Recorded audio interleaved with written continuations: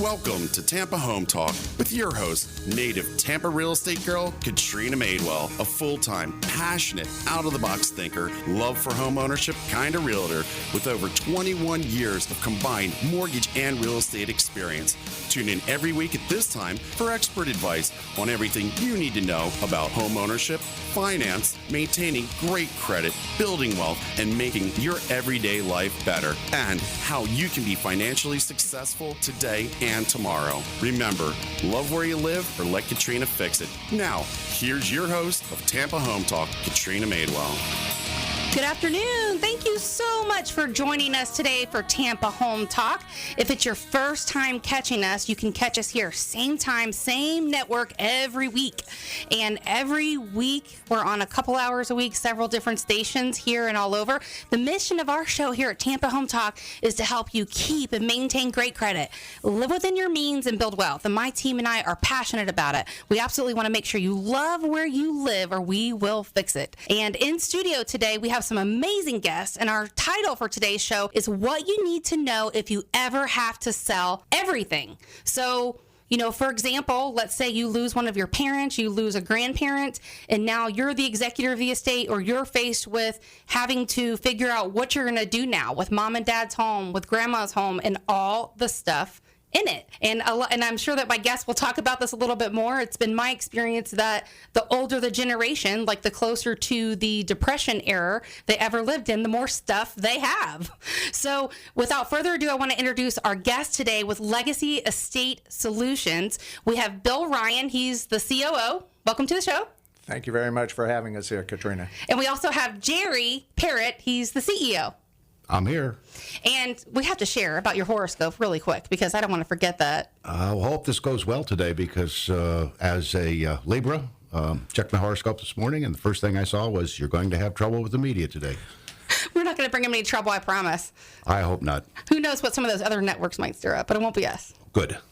So let's talk about this process. And you guys did a wonderful job, like making my job easy as the host, as far as just outlining the whole process, how things are going to go, how long it's going to take, and just everything that goes in it. And so, part of the mission of our show today is really just to educate the consumer about the process. It's some of the things you do in your initial consultation, setting up those expectations, which you have in here, and just all the different things that go into this process. So do tell some of your experiences. Tell how you got started in this industry and maybe why you wanted to do it, and anything you'd like to tell a person listening. Well, I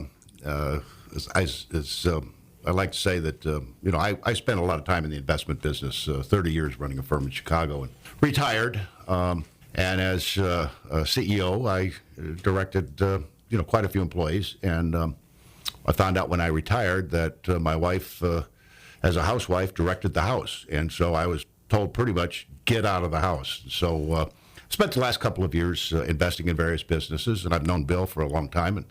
And we talked about it one day and said, geez, this is a cottage industry. Here's an opportunity to bring some professionalism to an industry that's really run by mom and pops. And to be quite frank, not too professionally. So Bill thought well of the idea, and here we are. Which that's a fantastic point, and I know we touched on it a little bit before the show. Your industry really isn't regulated.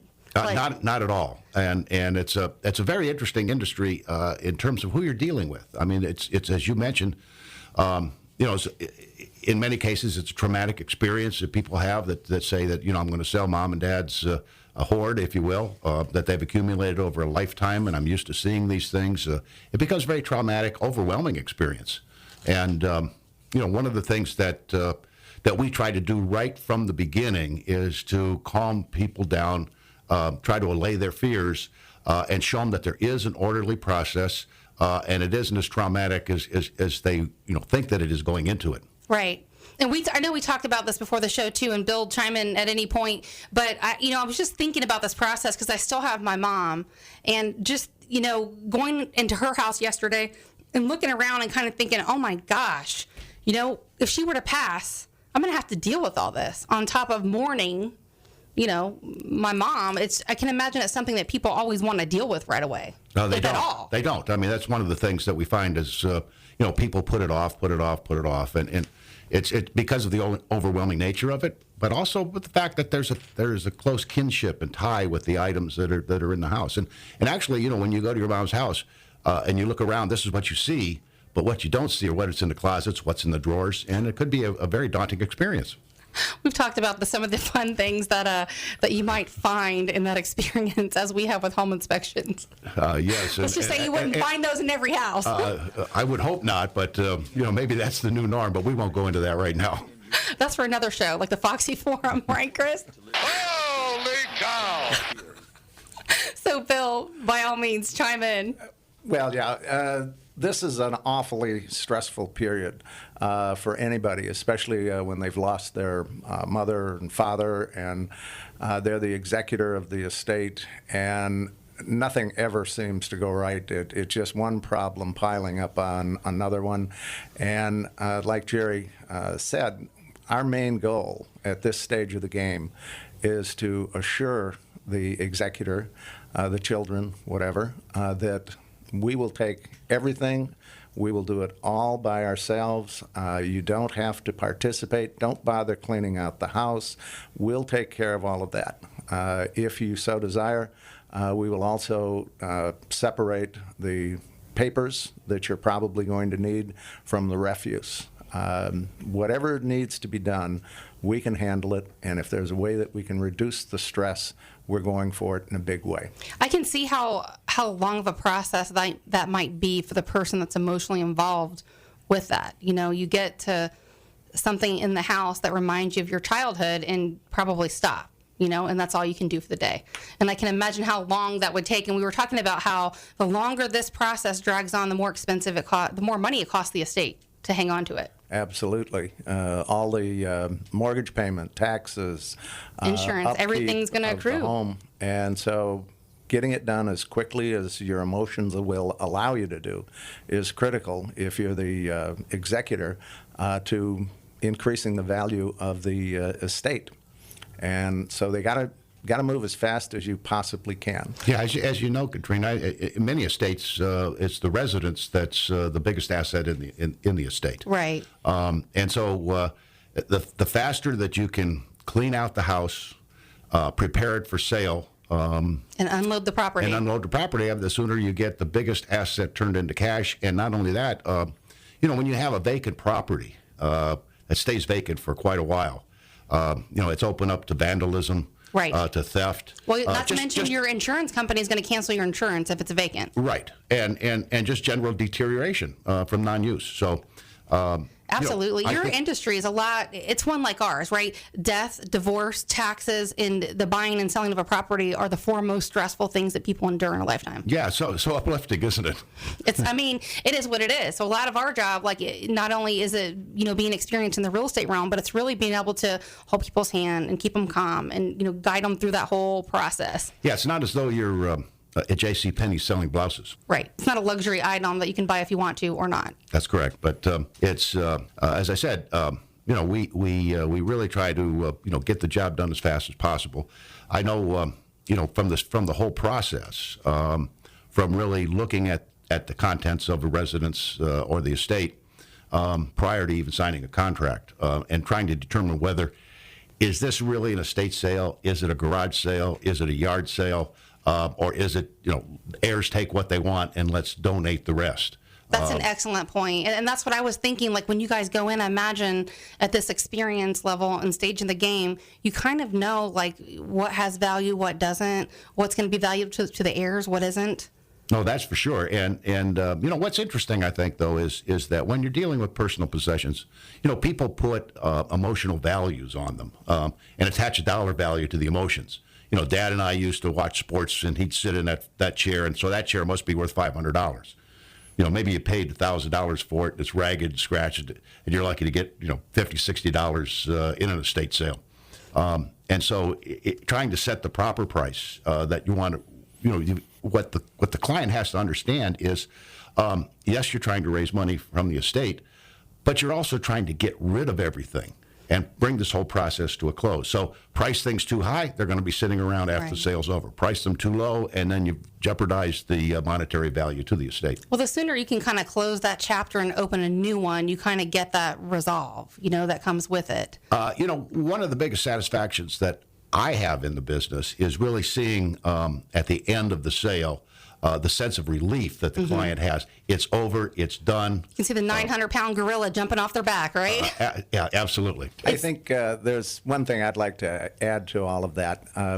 As Jerry was talking about the chair that Dad used to sit in and watch sports, one of the most important things we do when we first enter the household to look it over is to quickly try to set expectations. What exactly does this estate sale make to you, and why certain pieces of furniture, et cetera, might not be worth exactly what you think they are. And so we have to be very careful and tell people that the market is what decides what the furniture is going to sell for, or the knickknacks, or whatever. And that's often a very difficult thing for people to deal with. And so you need to have a tremendous amount of trust built up initially to be able to broach that and bring reality into the situation. Well, that point is so spot on, and I was thinking the same thing. And when you talk about appraised value and market value and what something is worth, anything, right? From an antique item to a chair to a house, anything is only worth what a buyer is willing to pay. So I think a big part of that is just separating the emotional anything from it. And with a house, that's very hard to do, right? Because this is a home that you're selling. It's not just a house, unless they're an investor, of course, and they don't have that emotional attachment. But that's huge. And one of the other things that we have to keep in mind is we're only going to be open as a store, if you will, for 3 days. Now, we will attract more people than most of the clients can ever imagine.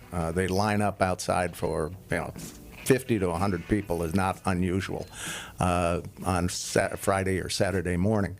But the end of that whole story is that we've got 3 days. We've only got maybe 600 people that are going to see that. We've got to find a buyer for everything we possibly can to do our job correctly. And before you jump into that, Bill, I'm going to pause you real quick because we have to take a break. But when we come back, we're going to get into the sales process, your timeline that you've prepared, and what to expect. We'll be back in a minute. It's a gas. Grab that cash with both hands and make a stash. Hey, Katrina Madewell here. Just wanted to make sure you know how to reach us on our off-air number. If you'd like to connect with myself or any of our guests, you can call us at 813-377-2775. Again, this is Katrina Madewell, host of Tampa Home Talk, and to connect with myself or any guests we have on air, just call or text at 813-377-2775. 813-377-2775. You've heard this before. Interest rates are at all-time record lows. But if your interest rate is 4% or above, you owe it to yourself to call Silverton Mortgage Specialist. Silverton is a direct lender, and the best part about this is that the entire loan process is handled in-house. From application to close, we do it all in the same building, which means that our loans close fast and our clients know what's going on every step of the way. Our contact info is located on TampaHometalk.com under Radio Show. What makes Silverton different? Products. We offer VA, FHA, USDA, and conventional loans pricing. Best rates with the lowest closing cost. Process everything in-house. It's handled right here and not outsourced to anyone that no one can reach. This way we can avoid surprises. Our people are simply the best, and we know you'll agree. What will closing Silverton Mortgage Specialist mean to you? A smooth process, real home loan value, and personal attention from real professionals. Silverton Mortgage Specialists are here to serve you. Visit TampaHometalk.com under Radio Show for all of our contact details. NMLS 109600 is an equal housing lender and Florida and Georgia residential mortgage licensee. Aaron Davis here, owner of Hillsborough Title, serving all of Tampa Bay. Our service, strength, and knowledge make us different. From Polk County to the Gulf, Pasco to Manatee, Tampa Bay, we've got you covered. Visit us on the web at thebesttitle.com. That's thebesttitle.com. Hey, this is Hal Elrod, author of The Miracle Morning, and you're listening to Tampa Home Talk.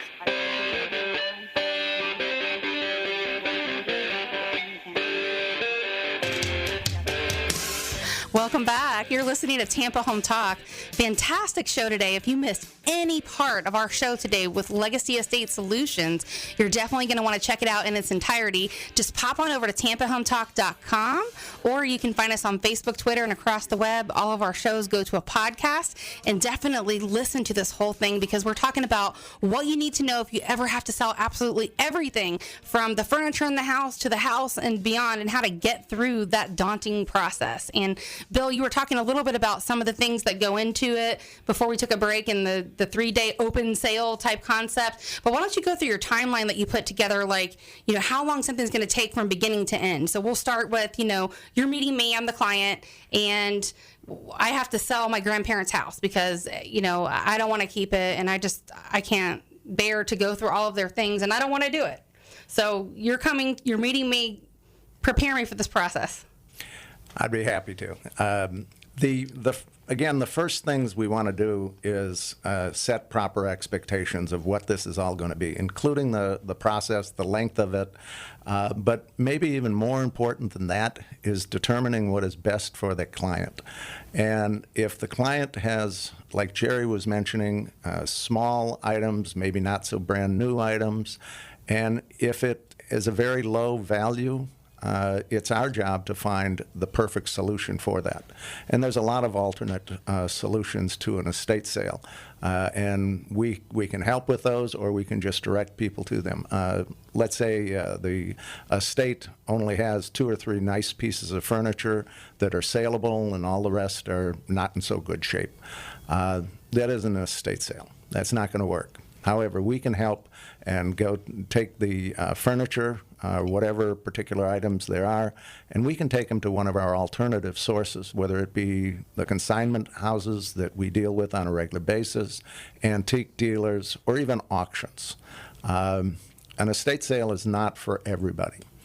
And that makes sense. I mean, it's make total sense. I mean, you wouldn't have a house open for 3 days if it's a hoarder house, or there's a bunch of junk in there, and it's stuff that's 200 years old, and you'd be lucky to get Goodwill to pick it up. I mean, well, there's the other side of that too, though, is that you walk into a residence, you look around, and you start to see antiques and valuable paintings and artwork, maybe even some jewelry.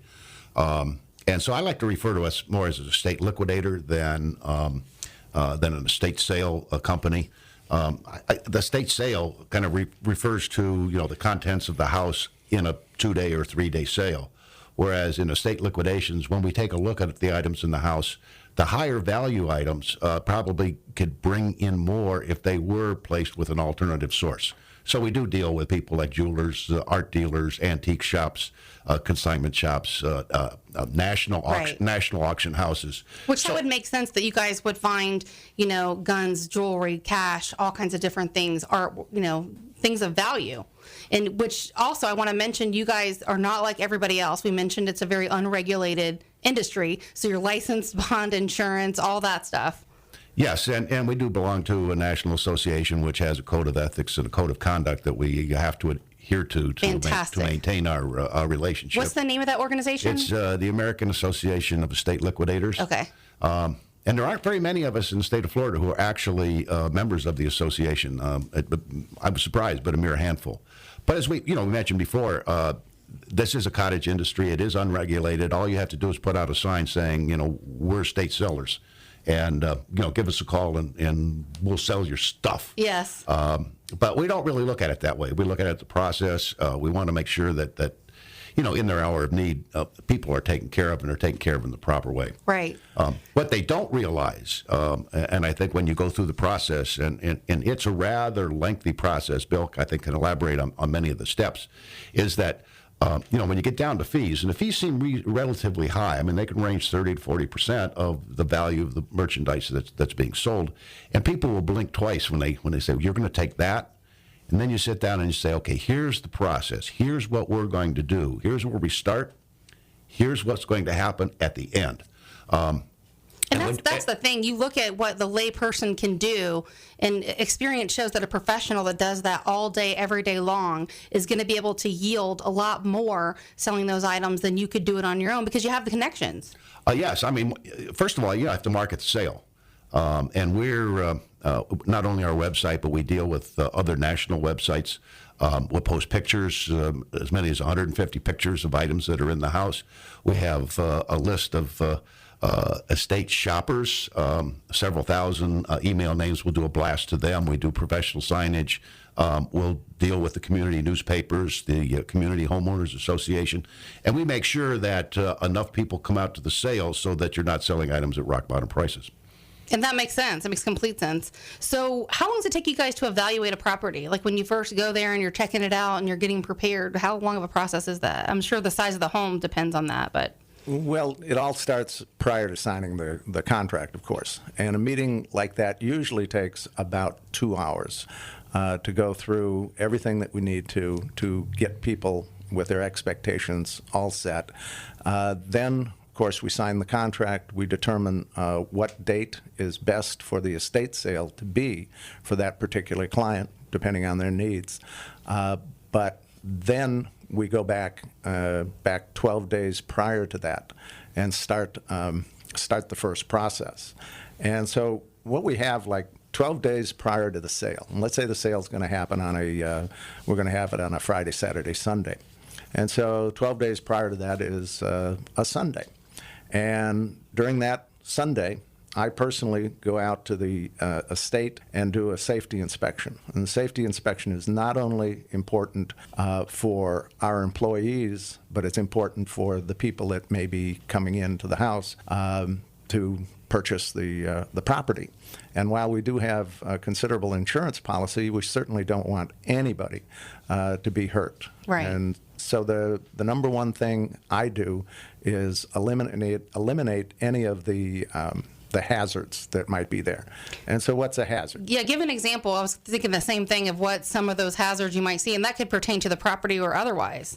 Anything within the boundaries of the property where our buyers might be, we take a look at. And so what are some of the things? Obviously transition areas where you've got to step down into the living room or something like that.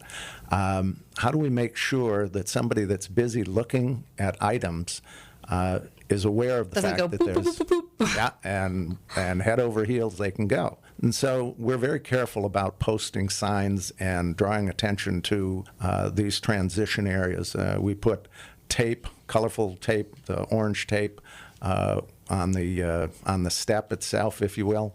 We put signs up saying that there's a step up or a step down, and equally importantly is the fact that we arrange the furniture to also be barriers to difficult areas. So transition areas are one of our first concerns. We don't want anybody falling. So you guys are staging the property in preparation for people to come through the home. Yeah, in that regard, also one of the things that we do prior to the sale or at that initial stage is remove hazardous material. Let's talk about that, because you know that you guys run into properties where it's an episode of hoarders.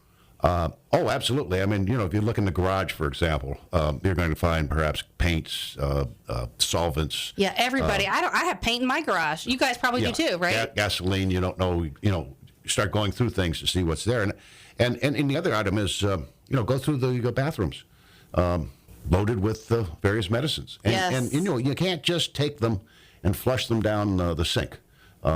So there's proper ways to dispose of those, and it's a problem that realtors have too. When people are actually living in the home, we have to be very cautious if they have pain medications or anything. If someone's going to the property, it's not any place they can access it. And you guys probably want that stuff out of the property before you start. It has to be out of the property before we start. There's certainly liability if we're leaving drugs around and inviting the general public in. I know marijuana sales aren't legal in Florida yet, but I don't want to be in the drug business, quite frankly. Absolutely not.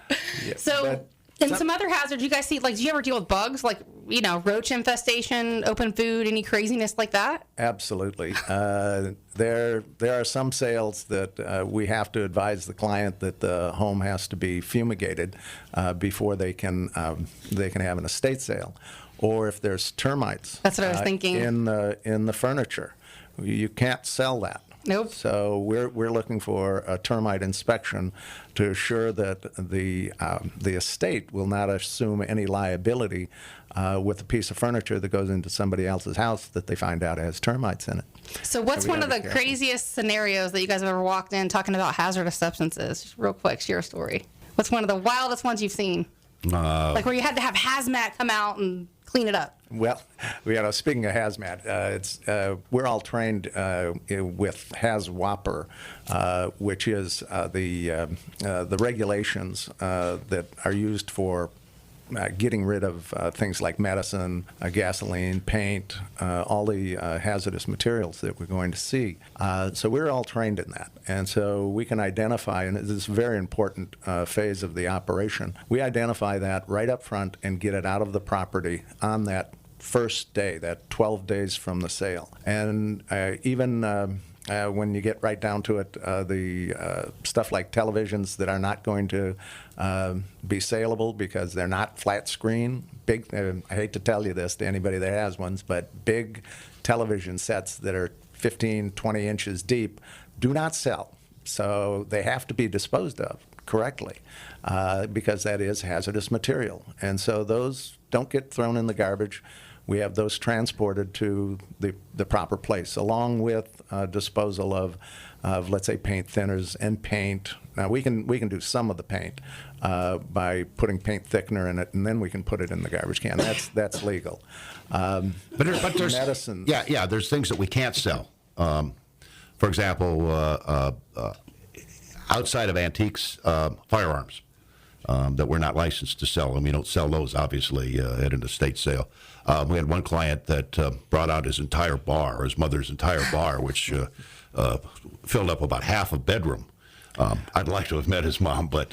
He's having an open bar so he can get the most money for the estate sale. Well, he wanted to put prices on that and said, well, we ought to sell this liquor. And I said, well, we're not in the liquor business either. So, you run into various items that people want to sell. One of the things, too, is that, and I'm sure you run across it in real estate sales, is there might be a whole drawer or a filing cabinet full of papers. And what's in those papers are medical history, their Social Security numbers, their old tax forms. Those things all have to be removed from the estate. If the executor doesn't take them, then we have to make sure that all of those items are shredded and not available to the general public. Property, absolutely.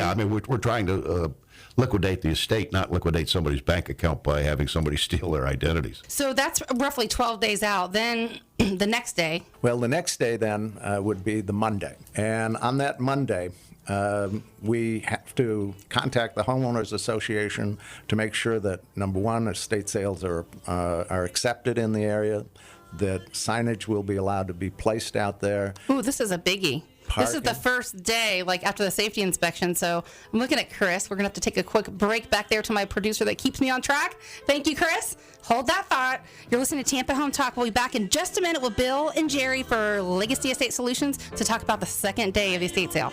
Back.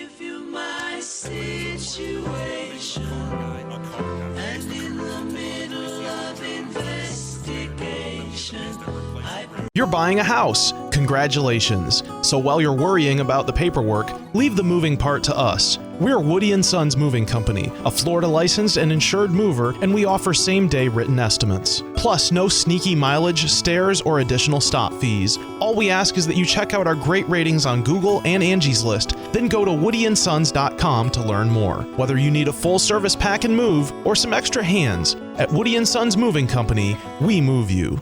Curious what your Tampa home is worth? Here's an easy way to find out what homes like yours are selling for in today's market. Text the word VALUE to 813-377-2775 for a free report on Tampa house prices. We'll send you a free report with up-to-the-minute statistics based on all homes for sale sold in your neighborhood over the last 6 months in all price ranges. To get your free report on Tampa Bay house prices, just call or text the word VALUE to 813-377-2775. Aaron Davis here, owner of Hillsborough Title, serving all of Tampa Bay. Our service, strength, and knowledge make us different. From Polk County to the Gulf, Pasco to Manatee, Tampa Bay, we've got you covered. Visit us on the web at thebesttitle.com. That's thebesttitle.com. Welcome back. I'm your host, Katrina Madewell. You're listening to Tampa Home Talk.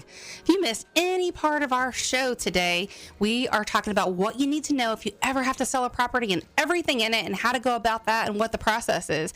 And in studio today, we have Legacy Estate Solutions, Bill Ryan and Jerry Perritt, and we're talking all about the timeline. And so the beginning part of the process, we talked about the preparation, the safety inspection, and then moving on to day 2, I guess, in the process. That's a big day looking at your notes. So, I mean, you guys are reaching out to the HOAs, you're checking code enforcement about signage, parking, all this kind of stuff, which, you know, some neighborhoods have a big issue with parking. You're contacting a real estate pro like me. You're obtaining supply of the cards, the property information, because people are going to be coming through, and determining what all you're going to need to actually prepare this property and get it ready for people to come through, right? That is pretty close to accurate, but there's so many other things that we're doing on that 11 days out for the sale that we feel are very important, one of which is installing the security cameras. We believe that it's our responsibility to make sure that there's a minimal amount of theft or shrinkage of the inventory, so we use security cameras. We also... I wouldn't have even thought of that. It would never even cross my mind that you should install security cameras to make sure that people don't come in and steal. But it makes sense. Boy, are you naive? You just invited about that. You just invited 300 strangers into your house. Totally true. I mean, really. Well, we had a garage sale one time and someone stole like a 50-cent item. My husband's like, I'm done. Like, if people are going to rip us off for a 50-cent item, I don't even want it in my driveway. No, but you're absolutely right. You know, the smaller the item, the I don't know. Maybe it's just professional thieves that walk around, kleptomaniacs that just have to have something put in their pocket. Just the thrill, I guess. But it happens, and so not only for security purposes, but to try to minimize any theft of items, especially when there's some valuable items. You want to keep those in secure cases, so people can't just slip them into their pockets. You know what? This 11 days prior to the sale, we generally run into our worst enemy at that point, and that's usually the homeowners association, especially in a gated community. We ask, can you have an estate sale? Yes, you can. Fine. We'll sign the contract. We'll get things ready. Oh, by the way, there's no parking on the street. There is no signage, no advertising. And we only want you there on Fridays and Saturdays, and you can't come in on Sundays. And so you look at it and you say, well, we can have an estate sale, but you can't have anybody come. On the third Friday once every quarter, right? Yeah, exactly. So, and then another point that you put on here is the mention of changing the locks. Changing the locks, that is done because so many times the neighbors become very, very good friends of the deceased, and they have a key, and they think they've been promised the leather couch or the television set or whatever. And they come in and use their key and take it. Well, that's theft from the estate, and we will not permit that. And so in situations where keys are out, where there's the heirs are squabbling over who has the rights to which thing, sometimes it's very appropriate to change all the exterior locks, and we do that. And we'll change them back at the end, and when the sale is over, we'll change them back if that's what the executor wants. But it makes sense. You have a due diligence just like we do to secure the property. And if someone's had access to that property that shouldn't, or a key comes missing out of a lockbox, we're getting the locksmith out there right away changing the locks. Yeah, well, and one of the other things, too, that we have to be careful about is checking all the windows to make sure that they are lockable. And if they're not lockable, we make them lockable. And we also have to secure the outside doors because during the sale, we don't want people going in one door and out a different door that doesn't happen to be right by the cashier. So typically in Florida here, there's a lanai, and they've got screen doors, and we display things out there.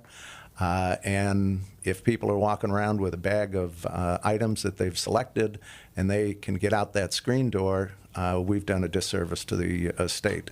So I personally go around and screw each of the screen doors, screw them locked closed. And so there's one way in, one way out. There can only be one way in and one way out. And what do you do if there's a fire? Well, we do take the time to go to the fire marshal because in different areas, the fire marshal is going to have different concerns about one way in, one way out. And so what that leads to is a recommendation by the fire marshal of how many people can be in the house at any one time. And we set that and adhere to it. And it makes a safer environment. It makes theft a minimal concern, and it's best for everybody. It's more comfortable. Yeah, Bill tends to run a pretty orderly show. I mean, people who, if the doors open at 9, people are arriving at 7:30. Oh, yeah. And you don't want a mob mentality. So Bill starts on a first-come, first-served basis, hands out numbers so that we know that the first 30 people get in, the next 30 people after that. Excellent idea. There's a lot. Organized. There's a lot that can go wrong in an estate sale. Things that you don't really think about. Two customers eye the same item at the same time and start pulling on, each tugging in their own direction. It's like Black Friday in the house, pretty right? Pretty soon you've got a brawl going on, and so it's important that. So what do you do in that case when both people are like, boom, they're picking up the one thing at the same time, and all of a sudden you got a tug of war over this item? Like, how do you interject? Well, it usually ends up being a three-way tug of war because we're right there in the middle. Bill's jumping in there grabbing it? No, absolutely. I mean, we supply security people. In some cases, we do hire off-duty sheriff's department, more for deterrent. I mean, they're not going to shoot anybody, but... So are we flipping a coin, or are you just taking away entirely, or what are you doing when you have two kids that act like they're 5? In a situation like that, and we do get them on a pretty regular basis, and it's our responsibility to resolve it in the best way that we possibly can. And that's difficult because they both saw it at the same time. What are you going to do? And it's a simple matter of, look, if somebody would be willing to give up that, I'll make a special concession on another item to make up for it. Something, and so everybody ends up coming out a winner. Because we can't have angry people in the estate sale. Nobody wants to feel like they lose that whole thing. Well, not only that too, but they jeopardize the safety of others, especially if somebody has young children, which I really don't recommend to people when they do to bring them with. To bring a young child with. It's usually overwhelming for them. Besides, they could get hurt. And I know how kids are when they're looking at properties. They're bored. They want to go. They don't want to do that. They're just like, let's go already. So for the next 5 days, you're basically just. You're cleaning out stuff. You're arranging flow patterns like we talked about earlier, displaying the items in cabinets. Are you bringing cabinets in to display things? No, well, yeah, we will bring cabinets in, jewelry cabinets where they're appropriate. But the typical way to display things is we bring in our own tables. And they're 6 feet long and about 20 inches wide. Good sturdy tables. We put a tablecloth on them. And then we take everything out of the cabinets. And so the cabinet can show itself off to be sold. And we stack these on the table in a orderly manner that's pretty, that makes a good photograph, that makes it a desirable item. We do not want people going through cabinets. Right. Things get broken that way. On a table, you minimize that. That would make sense to me. So, and you're also you're responding to online inquiries because you guys are on Facebook, Twitter, LinkedIn, several other places. So you're probably wrapping that part up, making sure that no one responded to anything online. We get very busy with Facebook on all of our sales. Oftentimes we'll conduct more than one estate sale during a weekend. And so I usually wake up at about 6 o'clock in the morning and spend about the next 2 hours answering people's requests and thanking them for their interest in our estate sale. But it's a busy thing, but it's part of the social networking that is so important for the estate sale, that the right people know that they're welcome at the sale. Yeah, I should mention also that, once we take a picture of an item and post it on Facebook or on other websites, that item will not be sold until the estate sale. There's nothing more disappointing than people seeing an item that they really want and get up at 5, 6 o'clock in the morning, they're waiting in line, and they're one of the first 4 people in the door, and there's a sold sign on that particular item. So that's good that you make it fair. So it's not really like an online auction process, like they're physically there with cash, pick it up, like cash and carry kind of thing, right? That's right. I mean, we believe that, everyone who sees an item ought to have a fair chance to get it. And, if you get up that early in the morning and are number 1 in line, you're going to get the item that you want, as long as you're willing to pay the price that's on the ticket. Prices generally are negotiable. First day, not so much. Second day, maybe. And then there's the wrap-up. And so, we get a lot of flea market resellers on Sunday afternoons who will say, geez, I'll buy that box of stuff over there. The stuff that's left. The stuff that's left. Through. Absolutely. And there's a buyer for everything, right? At a certain price. Yeah, at a certain price, there is. And so, and you're also arranging, now, we talked about some of these antique things. Are you making arrangements for those in advance of the estate sale? Because certain antiques probably would be better served with an antique dealer. Yeah, so I mean, one of the things we do is we do have contacts with many dealers around, and we will either send them a picture or actually take the item if we think it's quite valuable and get an appraisal on it. Generally people who come to estate sales are looking for bargains, and we want to have bargains for them. But on the other hand, you don't want to sell a $500 antique bank for $3 at an estate sale. Even though there's additional costs associated with maybe an auction house or an antique dealer with a discount, but you're going to get much more for that particular item if you're going to the appropriate source. So after you've been through those 3 days and now you've sold pretty much everything you can sell, from the people that were waiting in line to buy the fantastic stuff to the people that, they're basically reselling it at a flea market, then the next stage is donation, right? It can either be donation, or it can be taking it to a consignment shop, or going back to the story what Jerry was talking about with the antique dealers. Oftentimes, before the sale starts, we take these items and show them to antique dealers, and they give us a price on it. So now we have a base price to deal with, and having a base price means that if a buyer will not exceed that base price, we know where it's going. And that's a big help to the revenue that the state's going to be receiving. We go the extra mile on every possible turn to make sure that the right channel is used to dispose of each and every item that's within the household. Getting the highest and best sale price for everything. You're listening to Tampa Home Talk. We have Legacy Estate Solutions in. When we come back after our last break, we're just going to talk about the wrap-up of the sale. So the cleaning, the money exchanging, all of those type of things. And then we'll finish the show off with some of the top things you need to know so that you don't make a mistake in dealing with the sale of everything, of your heirs' property. This is Katrina Madewell. You're listening to Tampa Home Talk. We'll be back in just a minute.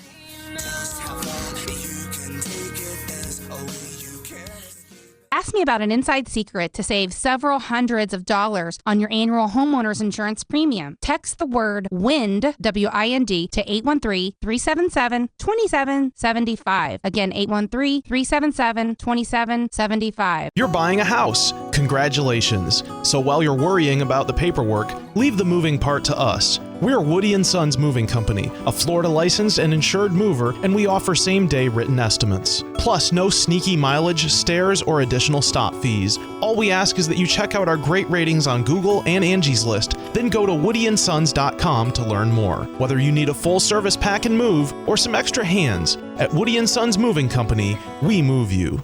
Hey, Katrina Madewell here. Just wanted to make sure you know how to reach us on our off-air number. If you'd like to connect with myself or any of our guests, you can call us at 813-377-2775. Again, this is Katrina Madewell, host of Tampa Home Talk, and to connect with myself or any guests we have on air, just call or text at 813-377-2775. 813-377-2775.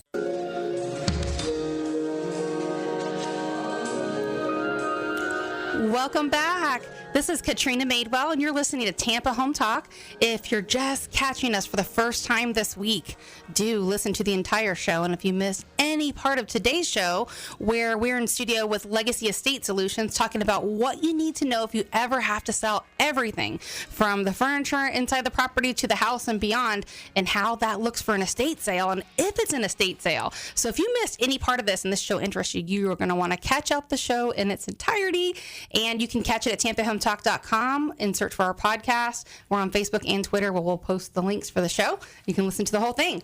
So I promised when we came back from the break, we would talk about the wrap up. So the final few things that happen with regards to the cleaning, the exchanging money, and that type of stuff. You want to chime in on that? Who wants to take that, Bill or Jerry? I'll take a whack at it. The Sunday that the estate sale is over, we do our best to organize prior to leaving the house. But the next day is very crucial to bringing complete satisfaction to the executor. So I personally take the lead on this, and I meet the cleanup crew out at the estate They're cleaning it up while we're having the charity pickup truck on the way, and they come and help with picking everything up and getting everything out of the house. And then it's a matter of the crew and I broom clean it to make sure that it's in saleable condition. That's day one. And day two then is... And you say day one of like the finalization process or the wrap-up process? Yeah, well, day one would be like the Monday. Okay. And so we get it all squared away, broom clean, and I go through every drawer to make sure it is actually broom clean, look at every corner to make sure it is done correctly. Then day two is the real hard part, which is matching up all the receipts to the credit card bills, or the credit card receipts, I should say, the cash in the cash register, and all the checks to make sure that everything comes together correctly and that we've done our job right there. Then I also compile... So you probably have that inventory list anyway from when you initially started on everything that's going to be sold. Everything that's going to be sold. We know what it is pictorially. We've got that covered. But I also have to compile the sales data to make a report to the executor. Then there's a matter of paying the client. I've got to figure out how much the client is going to be paid and how many of our people are going to be paid how much for however many hours they worked. And then, of course, most importantly, we want to make sure that the sales tax gets properly documented.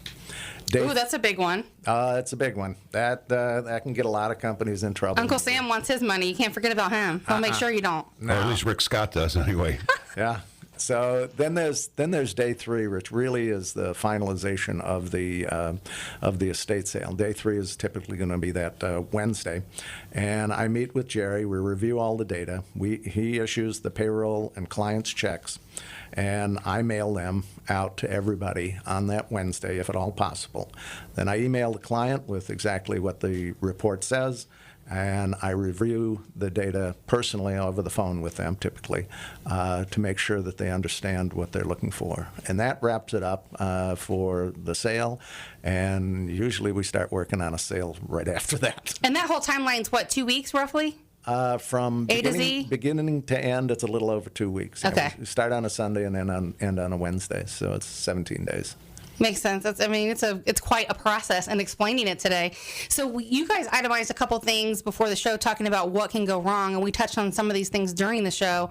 But an adequate number of personnel and security to safeguard and lead to the theft of valuable items. We talk about that, and you guys hiring off-duty police officers if you need to, and that type of stuff. Disrupt the sales environment, creating safety issues. You want to talk about that? I can imagine that would be a distraction if someone's coming in and, they're caught stealing and, Oh, yes. Yeah. I mean, it's we have yet to take anyone out in handcuffs or have the sheriff take anyone out in handcuffs. But stuff does disappear periodically. We try to minimize that by having adequate staff.